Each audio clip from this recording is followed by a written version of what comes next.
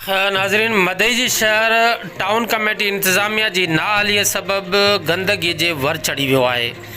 जंहिं करे शहरी सख़्त मुश्किलातुनि खे मुंहुं ॾेई रहिया आहिनि। इन सिलसिले में शहर जे मुख्य इलाइक़नि लबे मैरान, मैन, Sukkur, Larkana road, station road, नाको महलो, शहीद अली अदर शाह महलो, मीरानी महल समेत मुख़्तलिफ़ महलनि में नालियुनि जो गंदो पाणी घिटियुनि में बीहण रोज़ जो मामूल बणियल आहे, जंहिं करे उतां गुज़रंदड़ मुसाफ़िरनि, औरतुनि, मासूम ॿारनि, बुज़ुर्ग शहरनि तोड़े निमाज़िन खे सख़्त तकलीफ़ुनि खे मुंहुं ॾियणो पवे थो। शहरनि जो चवणु आहे त टाउन में मुक़ररु कयल अमलो फ़क़ति करप्शन करण में रुधल आहे। हिननि चयो त टाउन इंतज़ामिया खे बार बार दाइण बावजूदु को बि तदारुक नथो कयो वञे। टाउन ऑफिसर प्यार अली खखराणी शहरनि जा मसला हल करण बजाए पंहिंजा खीसा भरण में रुधल आहे। वधीक शहरनि सचाई न्यूज़ सां पंहिंजा वीचार वंडींदे चयो, में बार बच्चों थे ना बड़ी तकलीफ आ रही ना रोड में पानी पिछवा रही आ जो आधार इतने भी तो होने भी सही ना रोड वडो आधार आ है खराब थी थन आवाम परेशान आए को इंतजाम ना है पानी जे लाए पानी छो निकतो है छाजे करे 24 महीना 12 महीना माना इतने पानी पानी आए हर टायर जंगाल सजो गाड़ी दबा तो ते भी छा थींदो सफा थियनि नालियूं ठहनि टाउन कमेटी वारा कनि कोन था नालियूं सफ़ा सफ़ा कोन था पैसा वठनि था अचनि कोन था गंद बंद कोन था खणनि 10 ॾींहं 15 ॾींहं महीने में मस था खणनि पानी किनो गंदो बीठो आहे हेठां बिजली लॻाऊं था मथां चिणगे किरी पैसे नुक़सान थी पए ज़िम्मेवार केरु आहे निकली पई आहे या नाली फाटी पई नालियूं अच बोतारा कुछ कन कोन था लगो पिया रोड गाड़ी खराब लगी पई हर शइ लगी पई आहे नालियुनि को सरकार के नालियुनि खे पंहिंजे मथे ठाहिनि तकलीफ़ माशाल्लाह हिते जाम आहे ॾिसो था पाण रोड ख़राबु लॻो पियो आहे सम्झो हिन जे करे असां ॾिसो त कुंड पासा वठूं था कारियूं या वेगनियूं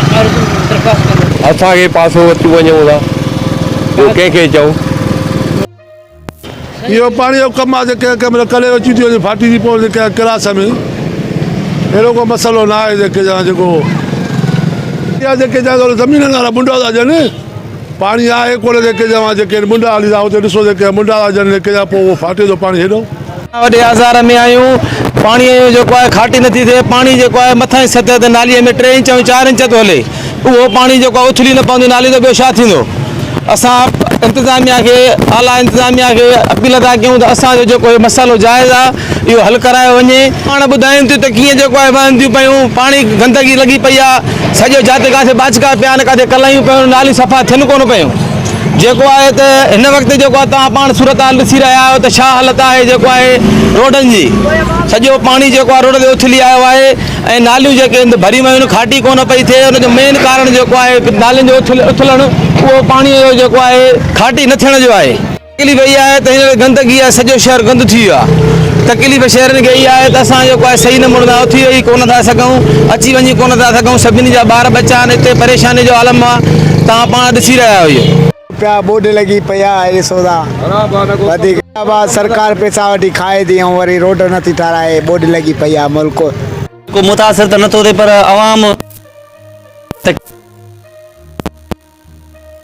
अचण वञण जी जॻह न आहे तो हीअं अची तकलीफ़ क्रॉस करे था ॿाहिरि दग न आहे सॼो पाणी बीठो आहे रोड जो सुबुह बि हिते दुकान में सॼो एतिरो पाणी बीठो अंदरि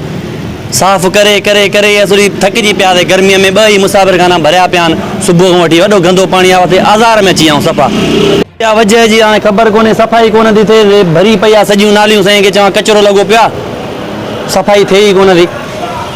माना नालीअ ते न आहियो सभु नालियुनि पिया आहिनि पाणी वहे थो रोड ते